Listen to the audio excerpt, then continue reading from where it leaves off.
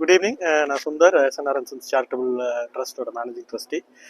So இன்னைக்கு வந்து நம்ம ட்ரஸ்ட்லேருந்து நிறைய கேம்ஸ் நம்ம சப்போர்ட் பண்ணுறோம். உங்களுக்கு தெரிஞ்சிருக்கும், கிரிக்கெட், அப்புறம் இப்போ வந்து ஷோ ஜம்பிங், ஹார்ஸ் பெகசஸ் ஸ்போர்ட்ஸில், national rally championship, INRC blue பேண்டில், இந்த மாதிரி நிறைய ஸ்போர்ட்ஸில் நாங்கள் வந்து இன்வால்வ் ஆகிருக்கோம். இன்னைக்கு வந்து பிக்கிள் பாலுங்கிறது வந்து ஒரு நேஷ்னல் இதாகிடுச்சு, கேம் மாதிரி நல்ல பிக்கப் ஆகிடுச்சு. ஸோ இன்னைக்கு வந்து கோயம்புத்தூர் சூப்பர் ஸ்மாஷர்ஸ் அப்படிங்கிற ஒரு டீமை வந்து லான்ச் பண்ணியிருக்கோம்.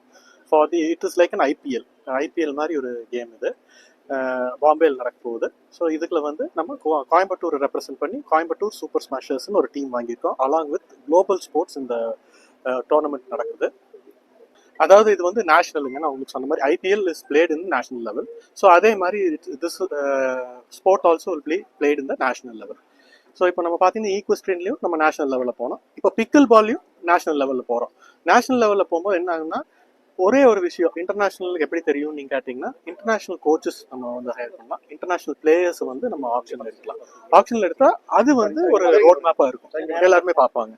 ஸோ அது வந்து அப்படித்தாங்க, இன்டர்நேஷனல் பிளேயர்ஸை வந்து நம்ம ஆப்ஷனில் எடுத்தால் அந்த அளவுக்கு வந்து ஒரு ரீச் இருக்கும். ஒரு ஆஸ்திரேலியன் பிளேயரையோ ஒரு அமெரிக்கன் பிளேயரையோ நம்ம வந்து ஆப்ஷனில் எடுத்து நம்ம டீமுக்கு விளையாடுறோம்.